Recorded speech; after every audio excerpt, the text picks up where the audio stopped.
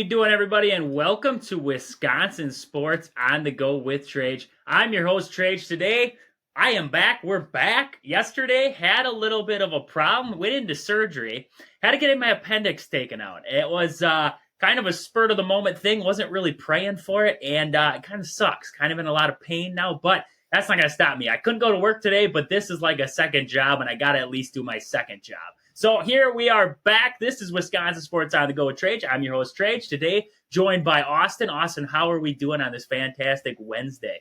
Happy hump day. I feel like I say it every time, and I gotta keep saying it. Happy hump day. And I'm glad you're back too. I'm glad you're all good too. So it's good to see you again. It is definitely good to see you. It's good to hear your voice, and it's good to be talking to everybody out there about Wisconsin sports. It's what we live for every day. It killed me. It killed me because Monday night, I went into surgery, right? And it was about 6:30, before the Pack game even started. And I was trying to keep myself light. Like going into surgery, I was trying to keep myself laughing and all kinds of stuff. So I told the nurse, I said, hey, if the Packers are sucking, don't wake me up. I said, let me sleep through it. She did. It took an hour and a half. It was actually hats off. Marshfield Clinic here in Marshfield did an excellent job. Usually they say it's about a 3 to 4 hour surgery at times. Hour and a half. Hour and a half, they had me in and out. It was, from what I know, what I've been told is that the surgery went well. And I woke up about 9:30. Packer game was towards the end there. And I woke up, and the first thing I said to the nurse, and she laughed so hard because she had to tell everybody about it afterwards. First thing I said when I woke up, what's the score of the Packer game? First thing I said when I woke up, she told me, was that I asked about what the score of the Packer game was. I thought that was pretty funny. But they struggled. They struggled. We're going to be talking about the Packers today. We got the Bucs coming up tonight. They did beat the Bulls there. I believe that was on Monday, too, when they beat the Bulls. So we're going to be talking about that game there. Looking at the little bit of Badger football. Got some news coming out of the Badger football world, so we're going to be talking about that. And then just bouncing around a little bit, seeing what we can muster up, what we want to talk about today. There's a lot of stuff. There's a lot of stuff in the world of sports that we didn't get to yesterday because, well, I was slacking. I was playing hooky, I guess you could say, and I was broken. And I still am broken. It hurts like a son of a gun, let me tell you. But I am here. We're going to talk about it. So first off, we got the Bucs. Bucs, that recap there from Monday. Overtime win against the Bulls there, 133 to 129. Kind of a struggling performance from the Bucs there in that second half offensively. 17 points in the third quarter and only 27 in the fourth after two 37-point first and second quarters there out of that Bucs team. So the offense kind of went away there in that second half. Kind of surprising. Usually it's the defense that kind of slows down for this Bucs team, but it was the flip side in this one. It was the offense that struggled. And it was an interesting, both games against the Bulls now went to overtime there. So, Bulls kind of have this Bucs team number, and it kind of worries you that a team like the Bulls can hang around with the Bucs. But let's jump over to the stats. Austin, what do we got for stats for this game? Yeah, to start with the Bulls, you got to look straight to DeMar DeRozan. Didn't play against us last time when we beat the Bulls in overtime. Plays this time and scores 41 points for them right there. With 11 assists, he had a double on the night for them there. And then Kobe White also, he added 33 points for them also. Vucevic had 14 points. Williams had 15. DeSumo had 0 points. I'm pretty sure last time when we played him, he had a decent amount, but he has 0 points. Only 26 minutes compared to a lot of the other starters. The other starters had a lot more minutes compared to DeSumo. But also looking at the bench, you see Craig, Drummond, and Carter putting up decent numbers. Carter was on the Bucs last year, but he is on the Chicago Bulls, and he puts up 7 for them there. Drummond 9 and Craig 7. When we look at Milwaukee now, Giannis with 32 points, that's huge. Middleton 13, 33 minutes for Middleton. That's a little bit more than what he's been getting. Lopez 19 points. Lillard kind of a quiet night for him. 14 points there. 41 minutes, 14 points. Beasley put up 19 though, and that's what I think is pretty big for him. And our bench showed up. Portis had 17 points, and Green had 12 points. Payne had a 5, and then Beauchamp only had 2. But it's good to see Bobby producing 17 points, and Green producing 12 points off the bench for them there. I want to look at the free throws, though. We shot 30 for 37. We shot 37 free throws, and we made 30 of them. 81% compared to they only shot 25 free throws, and they made 20. So that's 10 points right there. Guessing that came probably down the stretch there in overtime. But either way, that's very good. Just looking at the other stats, I mean, we kind of played very similar as it went into overtime. I don't know why we're going into overtime with the Bulls 2 times in a row now. Like you said, they just must have our number or something, and I don't like it because a full Bulls healthy team, I mean, that could be – they're a pretty good team if they have – who did they – I mean, Alex Caruso and didn't play. Zach LaVine. Zach LaVine, he didn't play. Yeah. And so, I mean, DeMar DeRozan put up 41, Kobe White 33. I mean, if DeSumo has scores somewhat of any points, the Bulls are winning this game. And that just shows how lack of a defense. We've been talking it for the whole year, I feel like. It's a lack of defense. And the surprising thing, like you said about DeSumo, the only reason why he made the stat book was that one foul. 0 across the board. 26 minutes. I don't understand, and this is me talking, and I know it's the NBA and it's a different kind of league and everything, and I haven't played in the NBA, but when you play 26 minutes, you can't even get a rebound. You can't convert an assist. You can't get a steal. You don't turn the basketball over. I mean, you don't do anything besides foul one time. I just thought that was kind of nuts to see, is just a complete 0 across the board there. We've seen it before. I'm not going to say we haven't, but I mean, I still get baffled when you can play 26 minutes of a game and not produce anything besides one foul. That's it. One foul. 0 for 2 from 3, 0 for 6 from the field, and one foul. That's it. That is a terrible night of basketball right there on DeSumo. Yeah, and Drummond had 16 rebounds for them, though. I just saw that right now. That's a whole lot of boards right there. 11 of them on the offensive. Yes. Yeah, 11 of them on the offensive side. I don't have the stat for that, but I can only imagine how many second chance points 11 offensive rebounds led to for that Bulls team. And that was a big difference in this one. Without the free throws, the Bucks probably lose this ball game there. The offense struggled once again.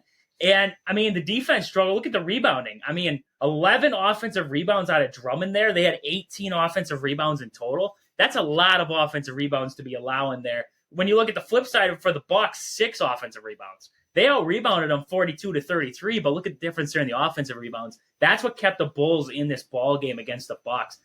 Like you said, though, I think the biggest guy that showed up in this one was Brook Lopez. We haven't seen a lot out of Brook Lopez this year. I mean, we've been seeing a lot of 5-point games, 9-point games, 11 at max, 19 in this one. That's a good day out of Brook, and I think that's kind of one of the missing pieces that they've had so far this year is Brook Lopez, especially with not having Middleton back at full strength. He's getting up to 33 minutes now, which is good, but not having him back to full strength, now Brook Lopez starts to show up a little bit. You could have a big 4 in Milwaukee. A lot of these teams have big 3s. If Brook Lopez starts going here, I mean, you have a big 4 there in Milwaukee, and you add a piece here and there, whatever you got to do. I'm fine with Beasley. I just think Beasley's talents would be better off the bench. I really do. I think Beasley is a hot and cold shooter, and I think he would be better off the bench. I think if you could go out there in free agency or in a trade and find somebody to, first off, be a better defender out there on the perimeter, and secondly, give you more scoring, I think that would be a heck of a signing by the Bucks. Add him into that shooting guard role, and then bring Beasley off the bench there as a offensive replacement, because he's not a good defender, not from any means. So, I mean, he's going to be your defense. Right now, you can't pair your perimeter defense with Damian Lillard and another terrible defender. Damian Lillard's not a good defender. We knew this when we got him. We got him for offense. And, I mean, Beasley's not the guy to pair with him if you want defense. So I think I saw some rumblings and talks about Marcus Smart. I don't think that's a smart decision by the Bucks. I don't like Marcus Smart's attitude on the basketball court. I think he's kind of a hothead. Giannis has never gotten along with Marcus Smart. Maybe bringing him on a team would change that philosophy, but I just don't see him as a good add-on to this Bucks team, especially if you're trying to keep it close to knit. I don't think bringing in a guy like Marcus Smart would be a good move by the Bucks. I don't know.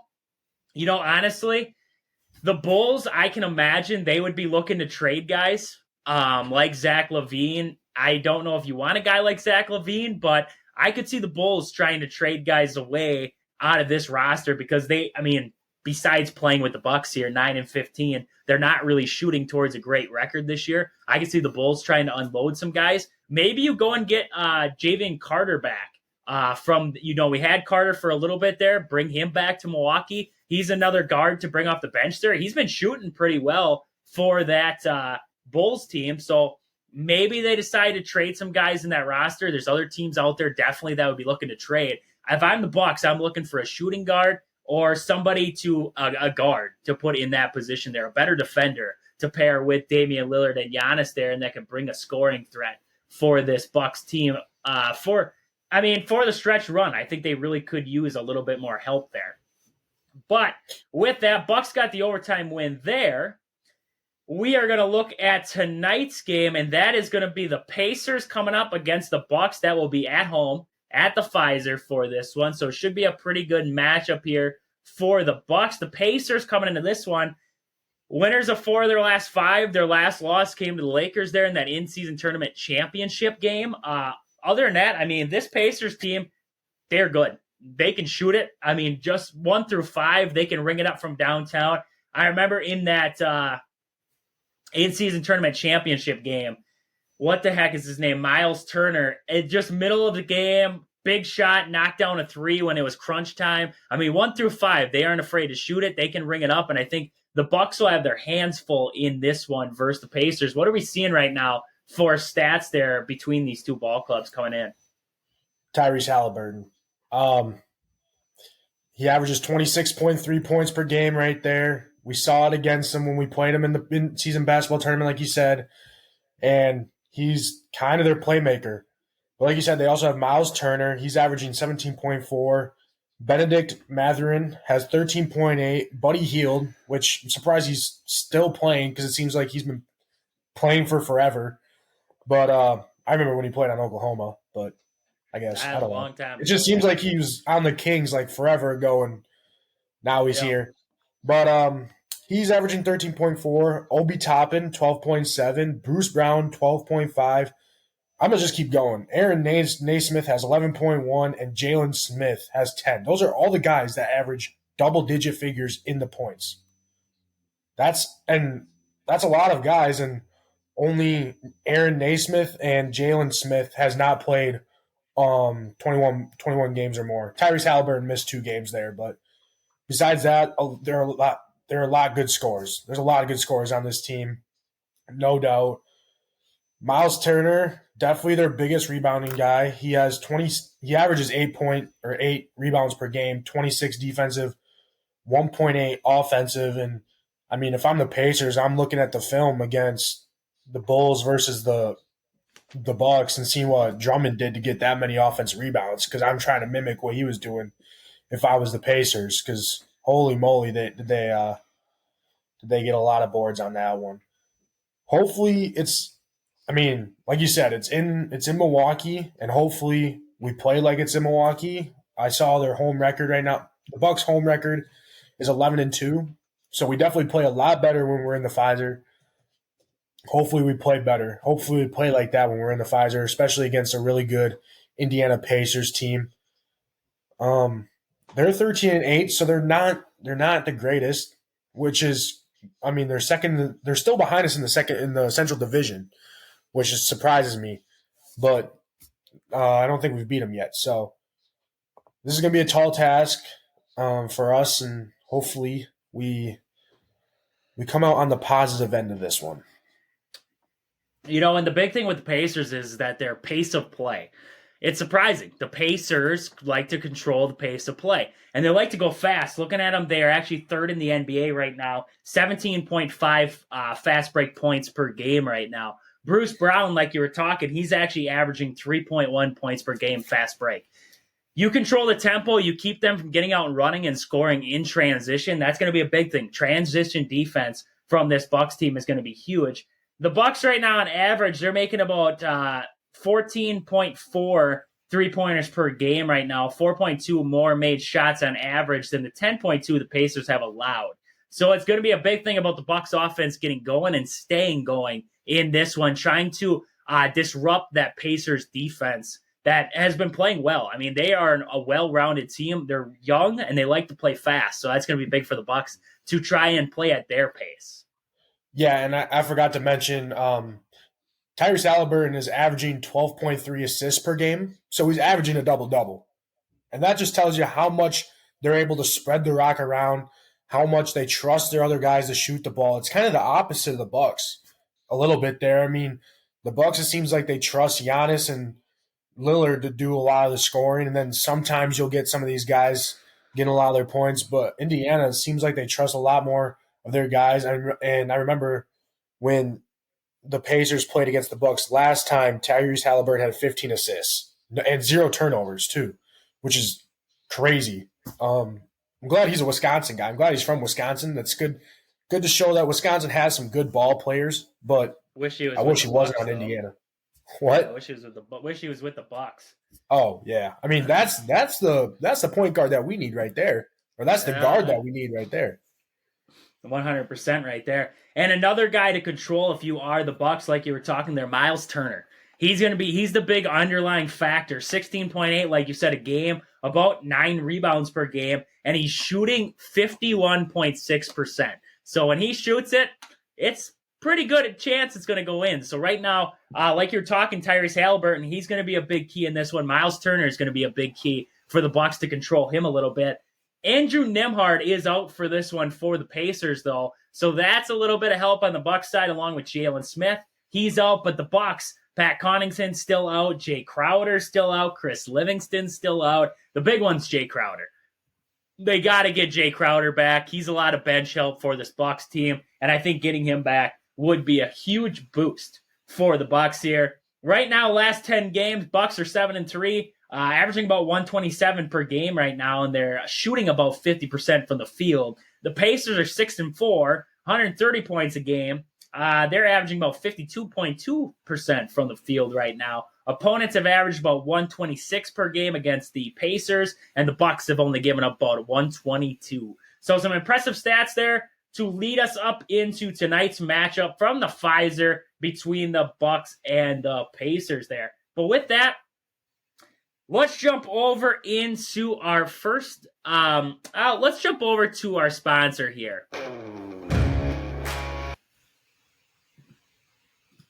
Hometown Century 21 Gold Key Realty. Call Peggy, Sue, or Anna to find your dream home, or if you're looking to sell around the central Wisconsin area, they are your hometown team. Great realtors. I work with them myself, actually, trying to find me a house. I've been working with them myself.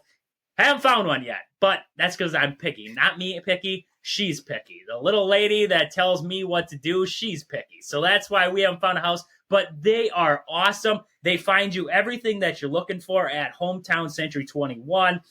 Find them on Facebook at Hometown Team Century 21 Gold Key Realty, or stop in to see them in Marshfield at their location. They are great, fantastic to work with, and I wouldn't point you in another direction if you were trying to find a home around here. Those are the two that you want to be looking towards. But with that, I want to jump over Badger football news. The big news out of Wisconsin is Miami transfer quarterback Tyler Van Dyke is on his way to Madison. He actually, on November 27th, revealed that he would be entering the transfer portal, and as of this last weekend, he committed to the Badgers after visiting there. This last season, 63.7% of his passes, completed 63.7% of his passes for 7,469 yards, 54 touchdowns, and 23 interceptions. Started 28 games in 4 years at Miami. So some decent stats out of him. I don't like the interception to touchdown ratio out of this guy. Van Dyke originally signed with the Hurricanes as a 4-star recruit in the class of 2020. out of Suffield Academy in Connecticut. He has 1 year left. So we're getting rid of Tanner Mordecai, and we're getting Tanner Mordecai. That's basically what I'm seeing here, is that we're getting rid of Tanner Mordecai and we're bringing back another one. What doesn't make sense for me is, so I've seen a lot of people and they say, well, Wisconsin needed help because they're losing Tanner Mordecai. Well, you have Braden Locke, started 3 games. You also have Nick Evers, and then Cole LaCrue, an incoming freshman, Mabry Metatour, and I believe that's that highly rated recruit in the quarterback position there that is coming into Madison. So I don't really understand. You have quarterbacks in the room. You already have 4 quarterbacks. So you go out and add a 5th one. That prolongs Nick Evers getting into a starting role. That prolongs Braden Locke from getting in. That prolongs LaCrue. That makes Mabry's time in Madison even longer. So I wonder what the deal is or what the idea is. I mean, so you look at Van Dyke, 2021 ACC Rookie of the Year, went 15-13 as a starter for the Hurricanes. He had success in the air raid offense underneath of 3 coordinators at Miami: Rhett Lashlee,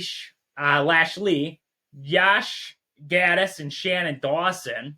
Those are some of the coordinators that have been at Miami. But, I get it. I get it for the standpoint of he's been in a system like Wisconsin wants to run. He's been in an air raid system, a high tempo, fast paced offense like Wisconsin likes to run.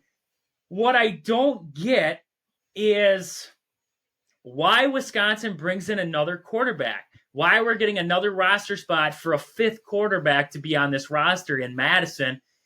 If you're a recruit, if you're Mabry, you look at the path ahead now to even get into the starting role. You got a lot of work you got to do. I mean, first you got to jump Cole LaCrue, and then you got to jump Nick Evers. Now you got to jump Braden Locke in the book there, and then you got to jump over top of another quarterback here in Van Dyke.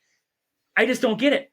I don't get what Luke Fickell's trying to do. You have so many positions on this Badger team that are terrible. The offensive line, terrible this year. The defense, they had a couple bright spots, but outright, they were terrible.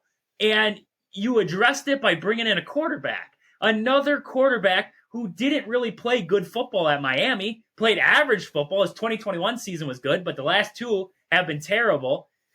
What are you bringing into Madison besides a subpar quarterback? So you're going to get Tanner Mordecai 2.0 coming into Madison again. Tanner Mordecai was not that great for Wisconsin. He wasn't. I didn't think that he did much better than Braden Locke did. So now instead of bringing it next man up, Braden Locke's had a year in the system. Now he could be the next man in, or give Nick Evers a shot. Instead, we're going to jump to Van Dyke. What tells me that Braden Locke or Nick Evers doesn't just say, well, we're going to head out. It's been great. It's been fun. But at the same time, you guys just keep pushing our time back by bringing in more and more transfer quarterbacks. We're going to jump ship and head somewhere else. So I don't know. What are you thinking on this whole situation right now with Badger quarterback room? Yeah, you mentioned he's kind of like Tanner Mordecai, but he's worse than Tanner Mordecai, I want to say, because at least Tanner Mordecai was throwing a lot of touchdowns. This guy, not so much. Only 19 touchdowns and 12 interceptions. 19-12. We should have took him when he was a freshman because he was 25-6 then. He's definitely declined as a quarterback. And like you said, we bring this guy in, and now we're just pushing all these other younger guys. We're pushing them back another year. Unless if the only way I can think, maybe they were like, this guy is another graduate transfer or whatever, and we'll just recruit him, and if he comes, he's gonna have to win it. He's gonna have to win it out, like outright. I feel like when Tanner Mordecai kind of came in there, we had no quarterback. We had Braden Locke, who was young, Evers, who was young, Burkett. Let's be honest, he probably was never going to play. So I feel like they kind of just gave that to Mordecai. When Van Dyke gets in here, don't just give it to him. Make him earn it. Make Make him prove that he can beat out Braden Locke and even Evers there.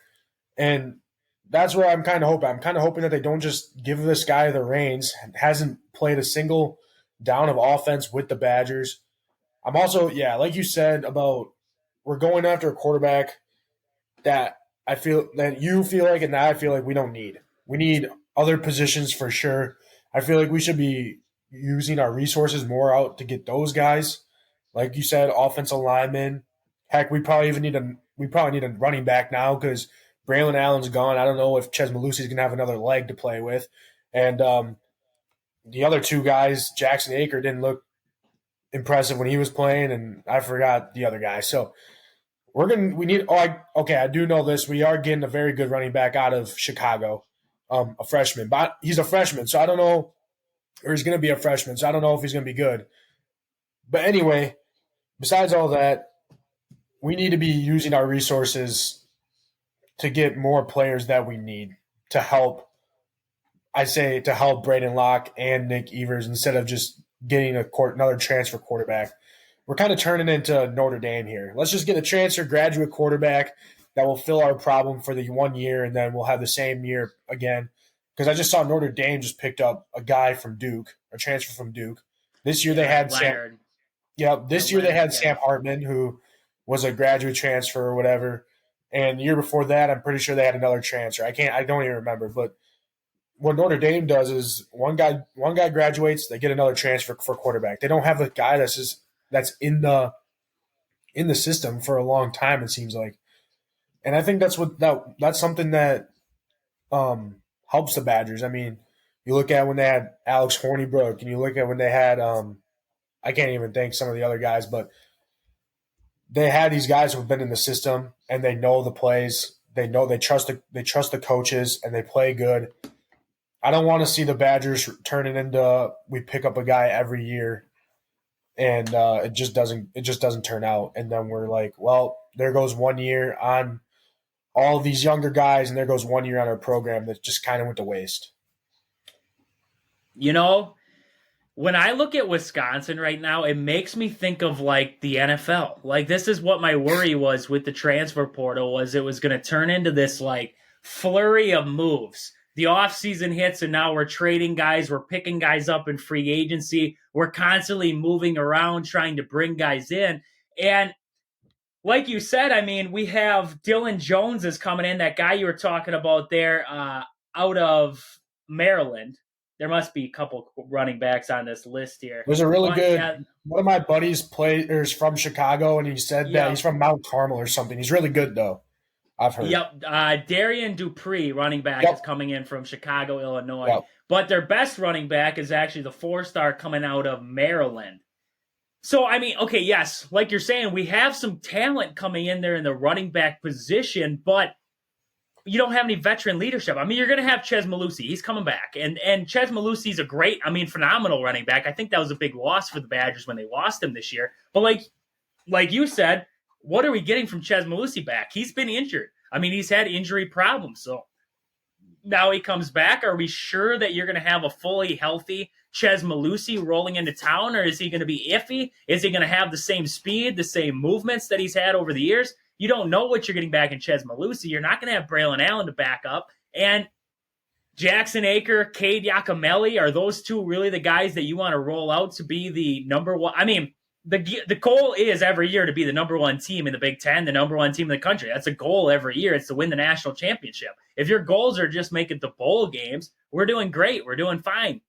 Next year, you play Alabama. You have Oregon in the schedule. You have USC jumping in the schedule. I believe they play Washington too. I mean, the schedule is loaded. You are loaded up. You thought it was difficult this year playing Northwestern and Nebraska and all them. You're going to get your butt pounded in next year by these teams. So, I mean, you got to it's one of those things where wouldn't you rather see a guy like Braden Locke, who's been in the system, start to build his way up instead of bringing in a guy like Van Dyke, who hasn't been able to get it done at Miami? So now we just think, oh, well, we'll bring him up to the Big Ten because there's actual defense in the Big Ten. We'll bring him to the defensively prone Big Ten conference and see what happens. I mean, look at next year, Washington, USC, Oregon, all them teams. I mean, they play okay defense, but they don't play defense like the Big Ten plays defense. I mean, Iowa's defense is phenomenal, and they're a terrible football team. So now you bring a quarterback up who hasn't faced defenses like this yet, and you're just like, here, run with it. I don't get it. I don't like it. I hate the move by the Badgers. I think it's a dumb move, but what do we know? Luke Fickell is supposed to be the guy. He knows what he's doing. So what do we really know at the end of the day? That's what I'm getting out of this, is that Luke Fickell must have this big old plan in his back pocket, and he's just not revealing it. Yeah, let's hope that he has a plan, because right now it's not looking too good for him. And maybe hopefully he's focused on the bowl game. I mean, I kind of hope they get one more win to end out the year, but they're going to be playing a very good LSU team there, so who knows out of him for that even. Yeah, and that's leading right up into our next talk, and that is this game against LSU. We did put it out there on Facebook. We got a lot of people talking about it there, and I saw everything from Wisconsin always gets invited to better bowl games. We travel money, so for money, because Wisconsin fans do travel, and it's in a warm area. They do get themselves out there. A lot of people saying that if LSU by 20, especially if Jaden Daniels plays, this defense can't handle them. Saw a lot of that stuff. A lot of people wondering how they got that bowl game. I don't know how they got the bowl game. I really don't. A 9-3 LSU team, number 13 in the country. Wisconsin 7-5, not a very good program this year, and the Badgers somehow pulled them in a bowl game. I don't understand that. I did see something that they pulled Notre Dame's name out of a hat for the bowl game that they're heading to. So maybe Wisconsin's name got pulled out of a hat for this one. That's the only thing I can think. I've seen a lot about great opportunities to see how they measure up against great teams. We saw how they measured up against subpar teams and they lost. So I can only imagine what it's going to look like against great teams. Other than that, it's going to be, like a lot of people talking, it's going to be tough, especially not having, Chimere Dike's gone now. He's transferring out of Madison. You're missing Skylar Bell. Another guy. They're missing a third wide receiver. There's a third wide receiver in that group that's gone too. And then, like we're talking, Braylon Allen. You're going to be missing a lot of offensive weapons there. This wide receiver room that was packed full before is now empty. You're not going to have a lot of backups in there. So, we're going to see a lot of CJ Williams. We're going to see a lot of Bryson Green. We're going to see a lot of Will Pauling. We're not going to see, Chimere Dike was a heartbreaker for me. Chimere Dike, I was excited for him coming into this last season here, especially with more of an air raid offense. I was excited to see what Chimere Dike could do, especially with his athleticism. Never really saw it. They never really got it going for Chimere Dike. So it's just one of those things that we got to get used to. The transfers heading out of Madison. A lot of guys, I saw a lot of offensive linemen heading out of Wisconsin. So if Luke Fickell wants to address this team in some way, shape, or form, he needs to look at the offensive line also. Looking at the recruiting class, they have one 4-star offensive lineman coming in. But other than that, they have a 3-star coming in, another 3-star.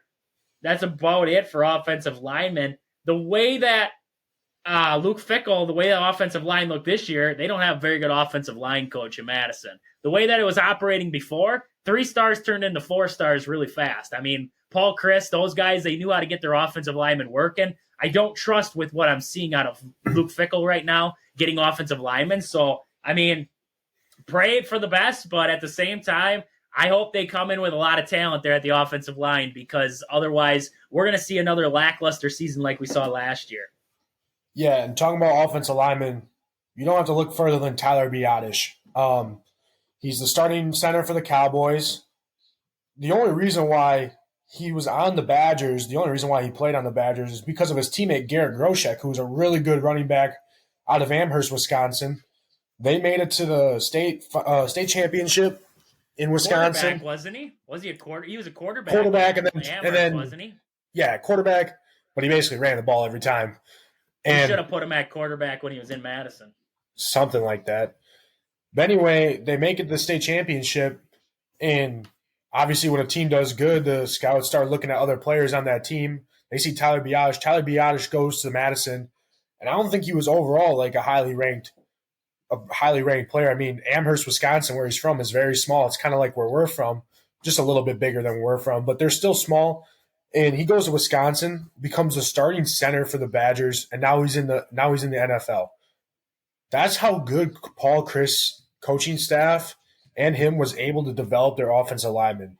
They turned I mean, they did get really good recruits, but they were able to turn some nobodies into some NFL caliber talent. We're not seeing that from Luke Fickle right now. We're not. I mean, 1 4-star and 2 3 stars coming to Wisconsin. I feel like when you were an offensive lineman, you wanted to go to the Badgers because offensive linemen are always like run the ball, run the ball, run the ball, and then pass the ball. I mean, I ain't gonna lie, being an offensive lineman, you do like a nice little pass play a couple times. It gives you a little bit of a break here, but run the ball when it's working. Offensive linemen love that, and offensive linemen loved going to Wisconsin because of how other O linemen were developed. I feel like we're not seeing that out of Luke Fickle right now. And hopefully that changes because offensive linemen control the game. Yeah, Wisconsin through the years. I mean, I was just trying to look up a list of Badger offensive linemen in the league, but Ryan Ramczyk is another one. There, Ryan Ramczyk was another big one. I was just trying to see. There's a guy for the Jets. Kevin Zettler, he's a guard. David Edwards, also a guard for the Ravens and Bills. Let's see. Michael Dieter, he's also in the league there for the Texans. Yep, I remember Cole him. Van Lanen's playing with the Jaguars right now. Logan Bruss and Rob Havenstein are both playing for the Rams right now. There you go. You're my name guy. Like I said, Ryan Ramczyk in there. I mean, you just look at everybody. Joe Tippmann, that's the guy we're thinking of. Joe Tippmann, yep. But, I mean, you look at the offensive line, and, people like to say, well, Wisconsin doesn't produce a lot of talent to go to the NFL. They don't. I mean, there's a lot of colleges to pick from, and there's a lot of talent that's spread out throughout college football and everything like that. You look at who gets the most guys in the NFL. Alabama, Georgia, all them big teams. Those are your skill positions. Those are your quarterbacks. Those are that kind of thing. But you look at the trenches, where Wisconsin has been built, and that's the trenches. And on the defensive side, look at defensive side there with the Badgers in the NFL, TJ Edwards, Jack Sandberg, both in the linebacker position, TJ Watt, JJ Watt before he retired there. And then you have guys like Leo Chanel playing for the Chiefs out there. He won a Super Bowl with the Chiefs, had some pretty big moments there. Andrew Van Ginkel. Ryan Conley and Andrew Van Ginkel, he's actually huge for the Miami Dolphins. Zach Bond and Ryan Conley, both with that Saints team, and so is Fallon Hicks, the cornerback, there for the Saints. So you just look, Nick Herbig and Keanu Benton, both with Isaiah Loudermilk. I mean, the Steelers like to pick them out of Wisconsin, but that just proves, everybody loved to say that Paul Chryst, Jim Leonard, that coaching staff couldn't produce NFL talent. It's right here. It's right here, and all these guys produce on the NFL stage. I guarantee you, if you asked Mike Tomlin for the Jets or for the Steelers there, hey, what college would you go to if you wanted to add a guy to your defense? The first place he's looking is Wisconsin, because you look at his defense right now, he's got 4 guys who play valuable minutes there on his defense right now. So it's just, the coaching staff for Wisconsin, it's a wait and see, right? We have to wait and see what this coaching staff can do and what they develop. But as of right now, everybody liked to say this last year that the Badgers didn't have any NFL talent. They didn't, but years before they did. That's the big kicker, is that they've had NFL talent on these rosters. We just haven't seen it in a while. So that's kind of where I'm at right now with the Badgers and the Badgers coaching staff, is like, it's a mess. It really is a mess. And I don't know what their scheme is or what their plan is for Badger football here moving forward. But with that, want to get out of the Badger football. Wisconsin volleyball moving on. They have a matchup set with Texas for that Final Four. Should be a big matchup. I believe that's coming up on Thursday, right? That's coming up Thursday? Yep, Thursday, 8:30 p.m. on ESPN right there. They must play after Nebraska and Stanford, is it? Stanford, is it? Or is it Oregon? We beat Oregon last game. We beat Oregon. That's right. We beat Oregon. Who the heck was the other? I think it's Stanford. Stanford's always usually really good. Stanford, or was it? I believe you're right. I believe it. You look it up. You're going to check it out. I know it. I'm checking right now. Let me pull up the bracket. I knew it. I knew you. It is indeed. It's Pittsburgh. Okay. Pitt. Okay. Pitt's in there yet. So big matchup there with Texas with a date in the national championship against the winner of Nebraska and Pitt. Could you imagine a Nebraska-Wisconsin national championship? A little bit of Big Ten there, huh? That would be exciting. That would be some exciting Wouldn't stuff. be the first time it happened either. Nope, and it probably won't be the last. The way that Wisconsin and Nebraska are trending in the volleyball world. Yeah, I was seeing stuff on, I can't remember if it was Instagram or Twitter, but the average height on the women's volleyball team at Wisconsin is 6'2". That's a lot of tall girls right there. Let me tell you, Well, during the game, they were comparing the women's team to NBA players. Their tallest girl, her last name's Schmreck, and she's 6'9". She's as tall as LeBron James. That's tall.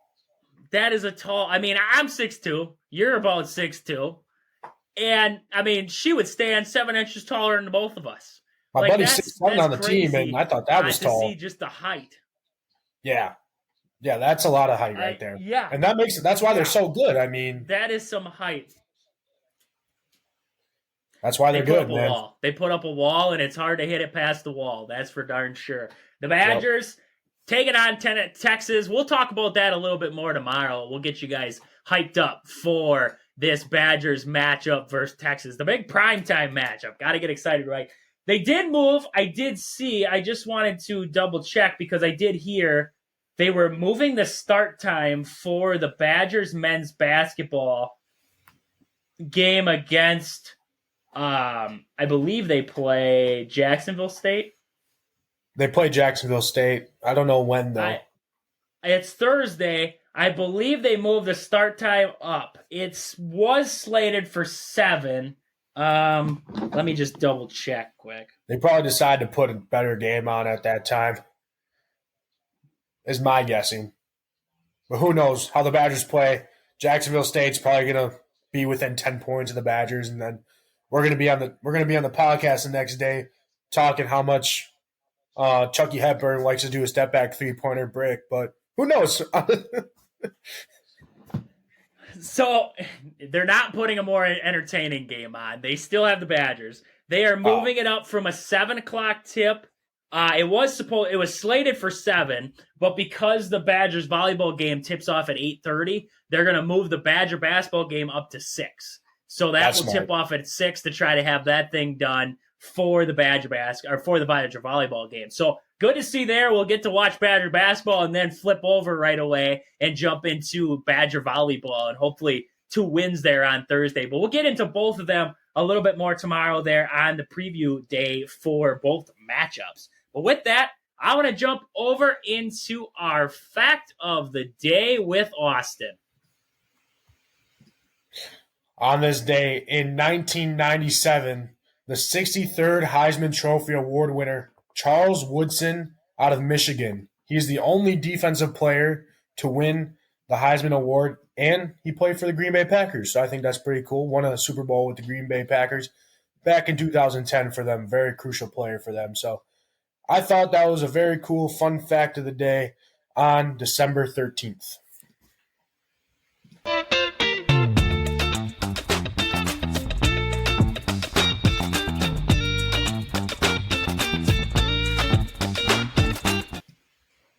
Interesting tunage there to go with it, too. I didn't know what I like that one. I actually like that one. That was a good one. That was groovy. That was something you call groovy right there. That was groovy. And that leads us into the NBA in-season tournament reaction. We had the NBA in-season tournament wrap up. We didn't get to talk about it. I just wanted to touch on it a little bit, our reactions to it.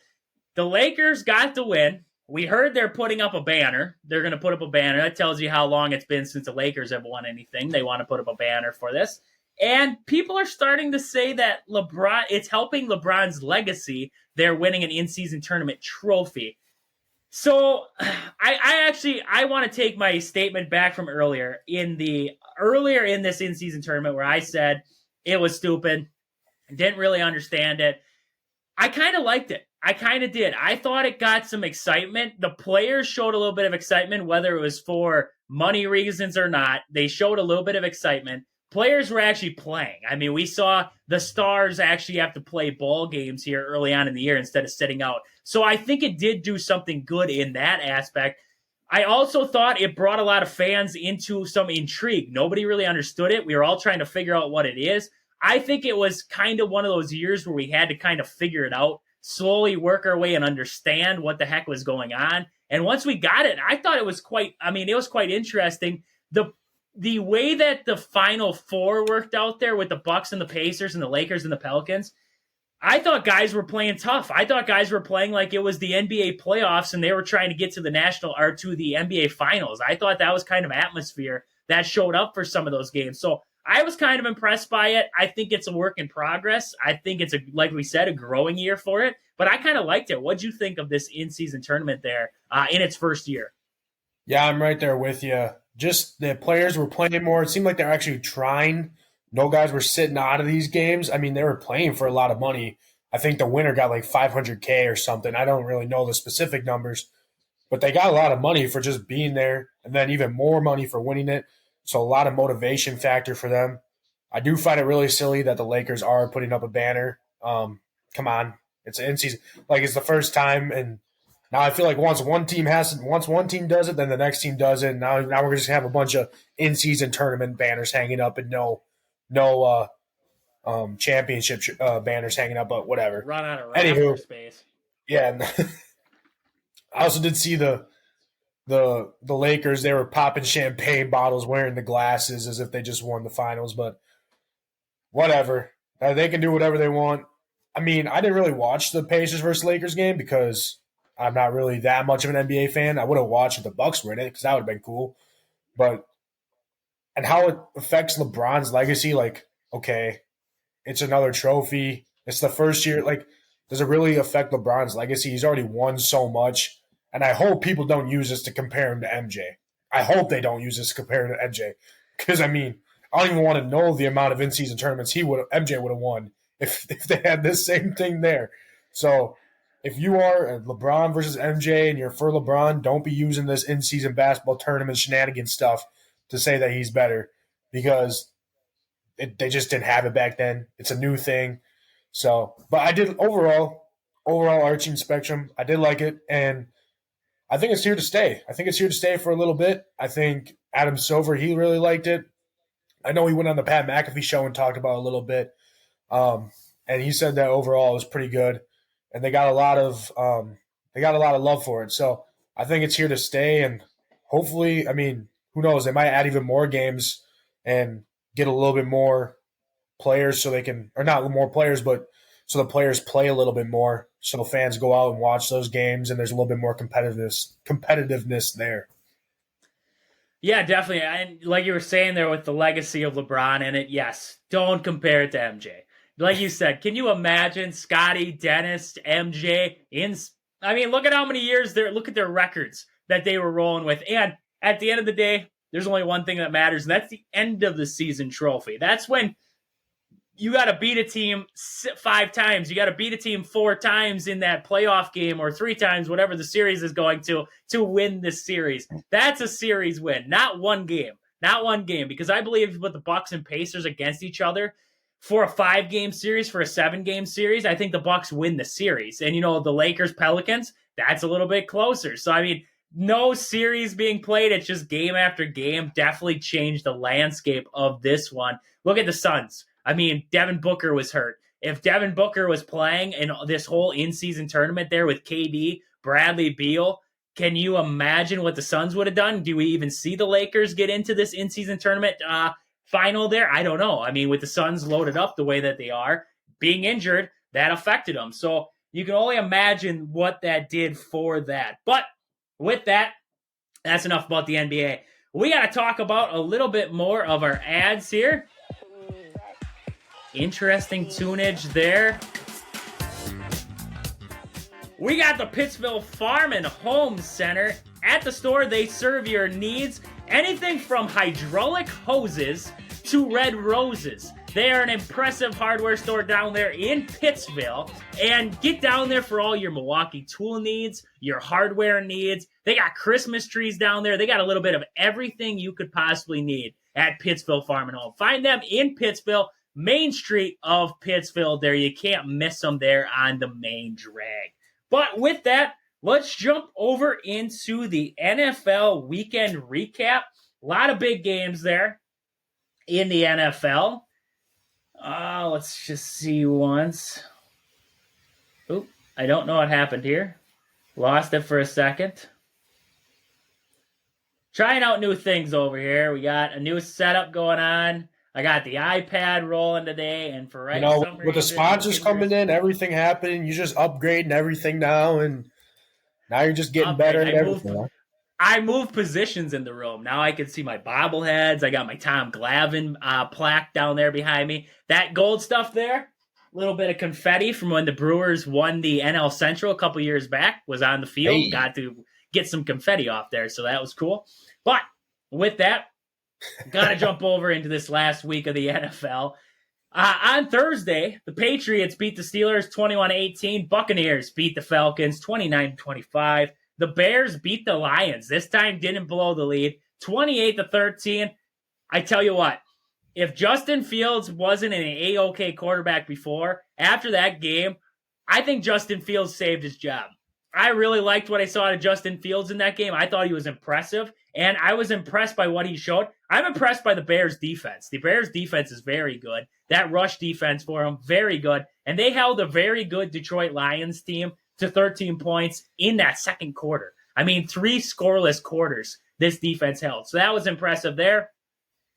Bengals got the win over the Colts 34-14. Browns beat the Jaguars 31-27. We said that. We said the defense for the Browns is going to be too much. Joe Flacco, 3 touchdowns. Come on, good old Joe Flacco getting back into it. Still winning the Browns stadium there for him. Still slinging that football around. Saints got the win over the Panthers 28-6. The most surprising game of the weekend for me, 30-6, the Jets beat the Texans. The Jets have a good defense, don't get me wrong, but Zach Wilson had a great game for the Jets, and they just shellacked the Texans there. Hopefully C.J. Stroud's okay. Did hit the ground real hard on that sack there, so hopefully he's okay. Rams got the 37-31 win. Rams are playing better as of late. The Packers got to watch out for that Rams team sneaking up behind them. Vikings got the 3-0 win over the Las Vegas. Talk about the toilet bowl right there. 3-0. That was terrible. And my fiance is actually a fan of the Vikings, and we watched the end, and they kicked that field goal, and she does the fist pump like she's all excited. I said, only a Vikings fan could get excited about that. You hear the guy reading off he's like, punt, punt, punt, punt, punt, punt, punt, miss field goal, punt, punt, punt, field goal. And we're at the quarter. Oh. And after that, the 49ers and Seahawks. 49ers got the 28-16 win there. Bills beat the Chiefs. There's a lot of controversy with that game. Pat Mahomes, pretty fired up man. After that ball game, 20-17. Broncos beat the Chargers 24-7. Could you imagine this Broncos team after losing that terrible game to the Dolphins early on this year, and you thought the Broncos were just a dumpster fire, and to just see them at 7-6 now, that's impressive. That is impressive what Sean Payton and the Broncos have been doing as of late. Cowboys, they dismantled the Eagles. Just completely shellacked them there, 33-13. That was an impressive win by the Cowboys. It was at home, but still impressive to hold down an Eagles team like that. Titans upset the Dolphins 28-17 on Monday night.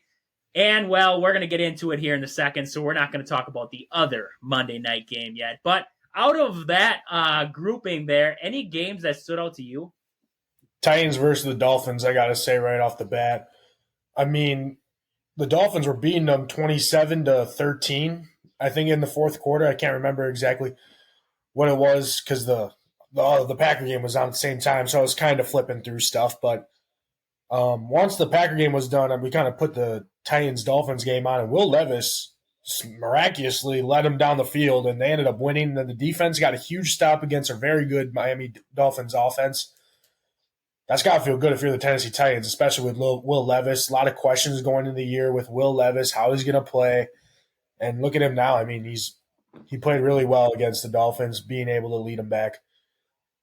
But then just looking around, I mean, the Patriots versus the Steelers, I think that was a pretty big one on Thursday for the Patriots.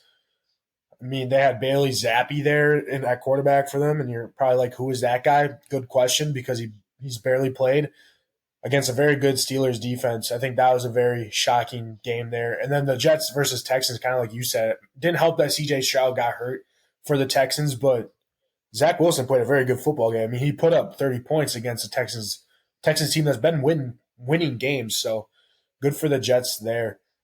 And then the Bears versus the Lions, like you said, happy for my Bears friends that I have at lacrosse here. I mean, they've been struggling the past few years, the past few games. Heartbreaker the last time they beat the Lions, and finally they pull out the win against the Lions here. Love to see that. Vikings Raiders, like we said, that was kind of a toilet bowl, but the Vikings did win. And then Bills versus Chiefs, controversial. Was the guy offsides? I think he was. And you know what, Patrick Mahomes, stop talking, because you're just ruining your reputation the more you complain about this obvious offensive offside call. So overall, I mean, we'll get into the Packers and Giants, and you could probably say the Giants beating the Packers was also an upset, which hurts me to say, but no, I don't think anyone was expecting the Giants to come in, or not to come into Green Bay, but to come into that game and beat the Packers the way they did. I tell you what, too. Don't count the Bears and the Giants out of the playoff picture. The Packers right now in that playoff picture at 6-7 right now. And if we take a look at the playoff picture, 6-7 gets you the 7 seed right now. You're in that 7 seed spot. So, I mean, 5-8 are the Bears, 5-8 are the Giants. They both are still in the playoff hunt right now. That is the craziest part about this entire thing, and how bad the NFC actually is in general, is that besides you look at the top half, the 49ers, the Eagles, and the Cowboys. Besides that, anybody can beat anybody, and it's anybody's game right now. The Lions, 9-4. They're 9-4 now. There's a possibility the Lions root back to their old crap, and they end up dropping out of this playoff picture, or not out of the playoff picture, but into a wild card race, and somebody else takes over that top half. So, I mean, there is a lot of scenarios yet to be played out, and I don't know what's going to happen. I really don't. It kind of worries me for this Packers team, the way that other teams are trending there behind them. Yeah, especially, I mean, the Buccaneers, they just got a win against the Falcons, a team that the Packers lost to. So the Buccaneers are pretty good. They got Baker Mayfield and Mike Evans over there, Chris Godwin. They still got to play the Lions again. Or no, they have to play the Vikings again and the Bears again. The Bears are playing pretty good football right now. They got their quarterback. They got Justin Fields back, so he's playing good. Vikings, who knows how that game's going to go. I mean, the Vikings look bad, but I feel like when they play the Packers, they're always doing something right. So who knows with that game. I mean, they play the Panthers. Panthers, that should be a win. It's gonna be tough. It's gonna be a tough few games here for the Packers. I mean, we were saying that it was gonna be an easy slate for the Packers, but after this Giants game, it's not looking good. It's not looking as good as it was for the Packers. They do still have that playoff spot though. Right now, that's all that matters. We just got to game by game, as Aaron Rodgers once said, RELAX, relax. All right, one game at a time. Let's focus on the Buccaneers. Hopefully Jair hopefully Jair comes back and stops complaining about his shoulder or whatnot, and he starts playing. Get some of these guys off the injured list, and we're a full team once playoffs comes around and we make playoffs. As of now, we would be playing the Dallas Cowboys, so that's a tall task. That's a tall drink of water right there for the Packers if we had to play the Dallas Cowboys right out the gate, but it would be a challenge, and I think the Packers are up for that challenge if we get there. We just need to get there, though. That's all that matters. Just make the playoffs one game at a time.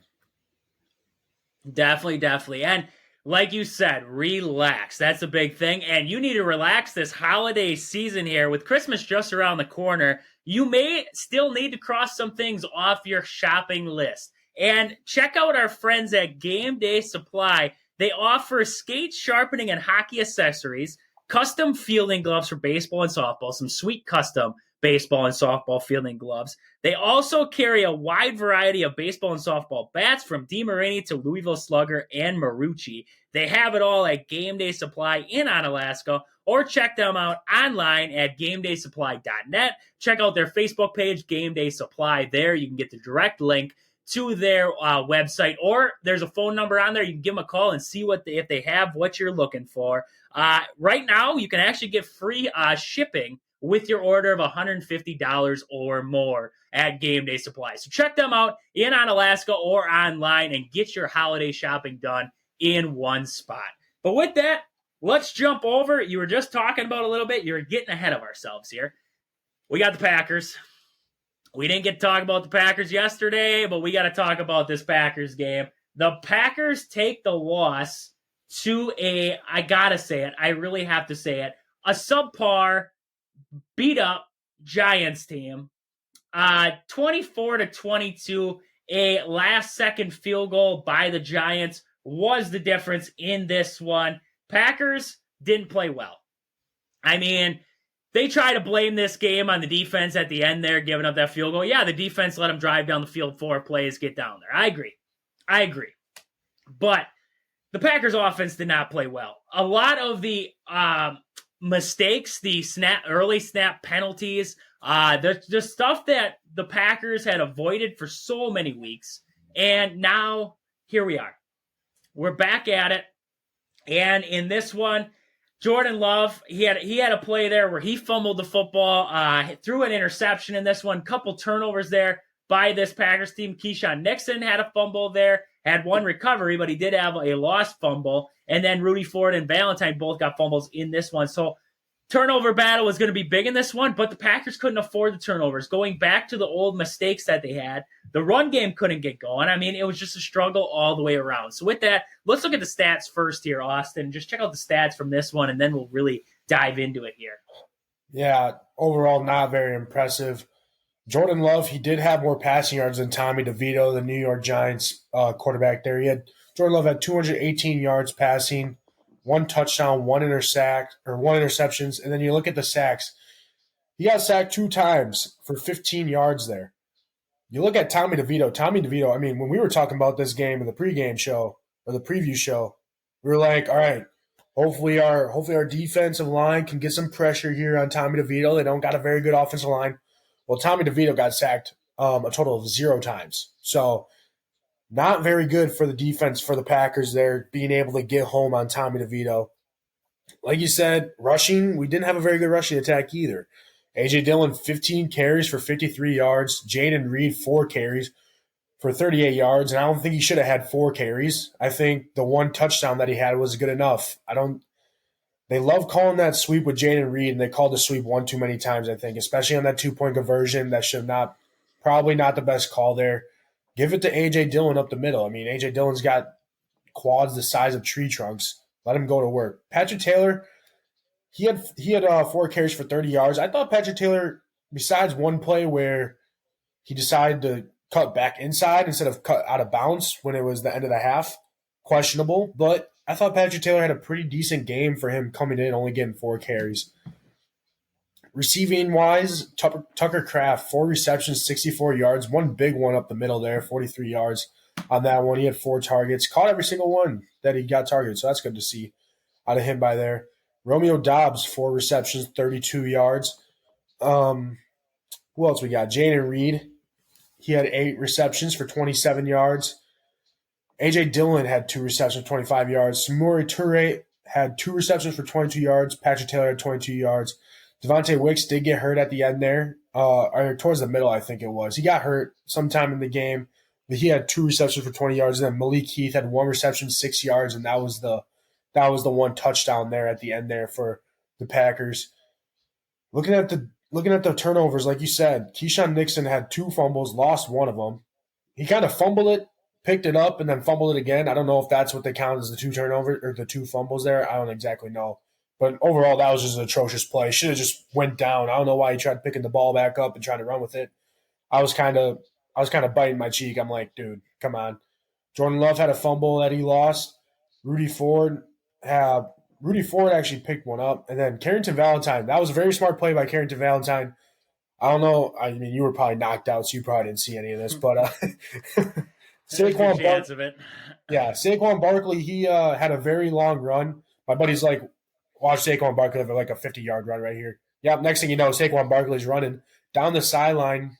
He falls, fumbles the ball, and in the NFL, it's not college rules, not high school rules, but in the NFL, if you're not contacted down and you fumble and the ground causes the ball to fumble, then it's a fumble. And Carrington Valentine picked it up and had a very large gain for them. So that was good by a rookie right there. But like you said, Bobby McCain had a fumble. Saquon Barkley had a fumble. That was kind of huge for them. But then Xavier McKinney and Benton Whitley for them both had 2 fumble recoveries for them there. For New York Giants rushing attack, Saquon Barkley, 86 yards, 2 touchdowns. It didn't seem like Saquon very overly hurt us in the rush game. Besides the 2 touchdowns, Tommy DeVito though, 10 carries for 71 yards. A lot of those on the broken plays where we should have got the sack and they ended up running away from us. That kind of hurt us in the long run there. Wan'Dale Robinson had 36 carries, and then Matt Breida had 16 carries, the second string there. Wan'Dale Robinson also had a very good game receiving, 6 receptions, 79 yards. Isaiah Hodgins had 2 receptions for 22 yards and 1 touchdown. And Daniel Bellinger, their tight end, had a very good, 2 receptions, 15 yards. One of them was on a 3rd and 9, I think. So that kind of hurt the Packers. It was going to be a 3rd and 3 and out, and he ended up getting a reception and ended up scoring points on that drive too. So that kind of hurt the Packers. Overall, very sloppy game. Let me tell you. Overall, very sloppy game by both sides. And watching the game, my head was kind of turned. I'm like, what is going on here? I don't know what's going on, but I don't know. I mean, you were kind of knocked out. I kind of want to have to hear what you have to say about this game, though. I did rewatch it. I rewatched it afterwards. Okay. I had to rewatch it. I was knocked out for most of it. I saw the muffed punt. I saw a little bit here and there, but I didn't get to see a lot of the game in live time. But like I saw 3 straight possessions. You had it inside New York's 30-yard line in the second half, and you came away with 2 field goals and a missed kick. I mean, there's your killer right there. You get to the red zone, you get down there past the 30, you got to be able to score. I mean, you look at some of I took some takeaways from it. Some of the big killers. There was a false start on Elgton Jenkins early. That was a big killer. The missed throw to Wicks on a first down that led to a punt. The pass interference on Carrington Valentine, that was an awful call there early in this one. Blindside block on Anthony Johnson Jr. on special teams. There's a lot of special team issues in this game here. A lot of special teams penalties against the Packers. Missed throw to Dillon on 3rd down. An awful punt by Whelan there and a personal foul on Rudy Ford there. That was another special teams miscue. Jordan Love's fumble. Follow Tucker Kraft. Tucker Kraft was setting up the edge for him, and he decided to go back into the 2 defensive backs that were standing there. And, I mean, just got shellacked, fumbled the football. Bad challenge by Matt LaFleur on that Robinson catch along the sideline. We saw it. We knew it was a catch. He challenged it anyways. I thought it was a bad play on him. Love had an awful interception early on there. His interception was bad. Patrick Taylor doesn't get out of bounds there early on, so I thought that was a big issue. Keyshawn Nixon's fumble, like you were talking there. Muffed a punt return, and the penalties, like I was talking, was the big thing on special teams there.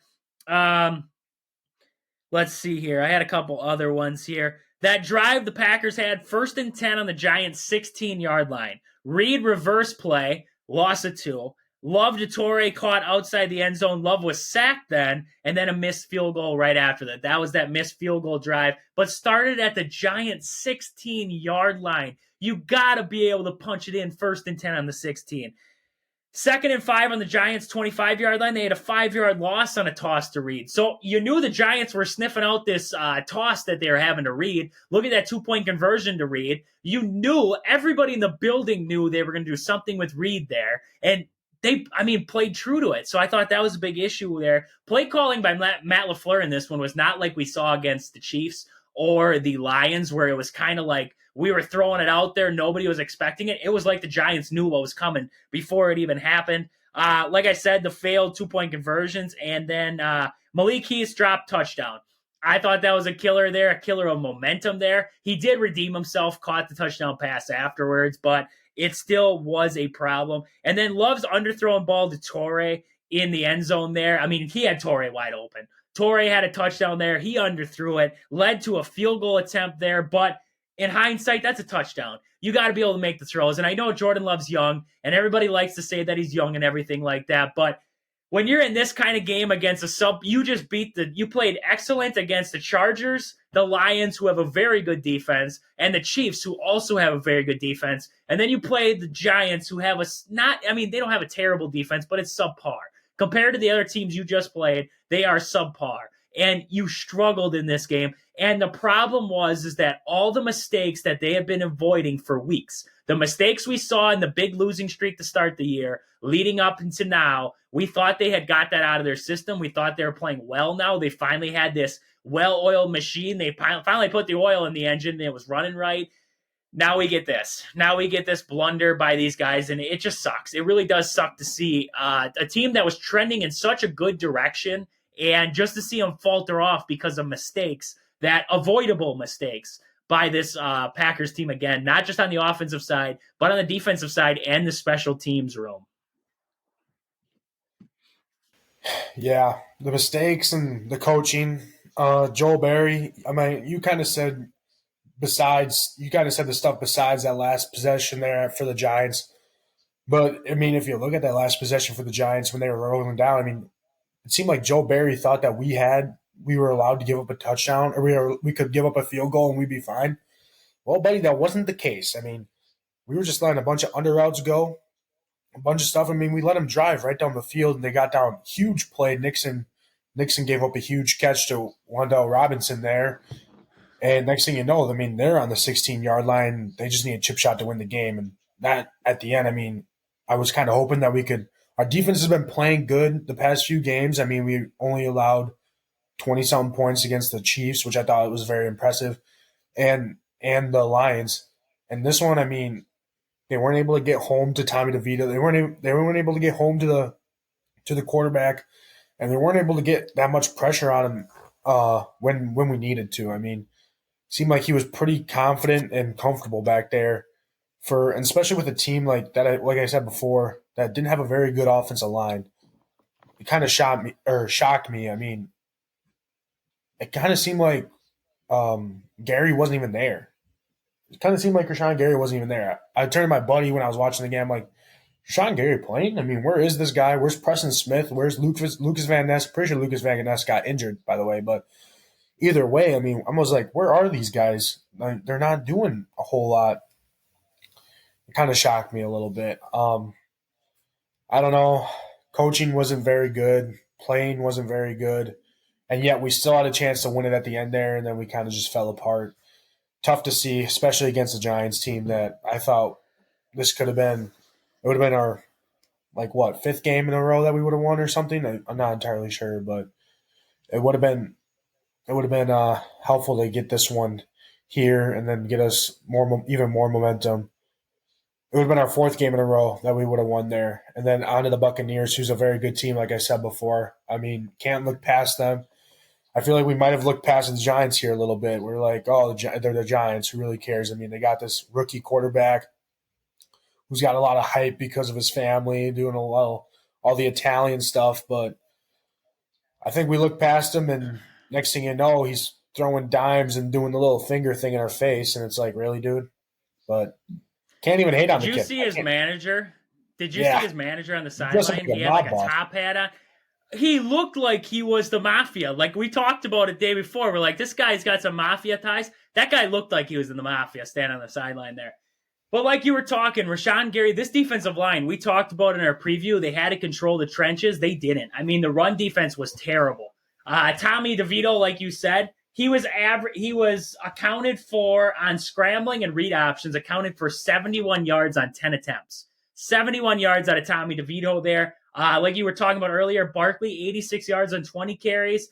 DeVito wasn't sacked in the game and was 17 for 21. No pressure on Tommy DeVito in this one. And that was, I mean, definitely the big kicker in this one. 0 sacks, especially coming off of games against the Lions and the Chiefs, who had better offensive lines. You were able to get to the quarterback. In this game here, you have a team in the Giants who have given up 69 sacks on the season, and they still held true with 69 sacks after that. That's just baffling to me where they were, how this kind of unfolded here. But I mean, that's enough. That's enough out of this. We're going to get more into the Packers this week. We're going to talk a little bit more about the mess that is in Green Bay right now, the playoff mess that the Packers are in right now. I believe there's 6 teams sitting at 6 and 7 now, playing for that last wild card spot. So, I mean, they're on a short week now. They got to take on Tampa next. They're fighting for the playoffs right now. They're right there at 6 and 7 along with the Packers. So you can't look past teams anymore. You can't. You look past the Giants. You can't look past the Buccaneers here. Otherwise, I got to say, you're going to set yourself up for a terrible position, especially with the Vikings coming up yet. And an up-and-coming Bears team at the end of the year. Don't look past them Bears for an end-of-the-season contest there, because that will be a good game there from the Bears. That game could turn into like us against the Lions last year, where it comes down to if we make the playoffs or not. At home, too, the Bears is going to be at a home game. So it could look like the last year when we were at the Lions, or when we played the Lions, and then we ended up losing that game and didn't make the playoffs. It could be ugly. It could definitely turn out ugly for this Green Bay Packer team. But with that is about all we got for today. It was great to be back. It was great to be back talking about some Wisconsin sports. Everything's going well on this end. We're happy to be back talking with you guys. But until tomorrow, we'll talk with you guys again tomorrow. But until then, we will catch you guys later. This has been Wisconsin Sports on the Go with Trage. Thank you guys for listening. We'll catch you guys back here tomorrow. But until then, deuces.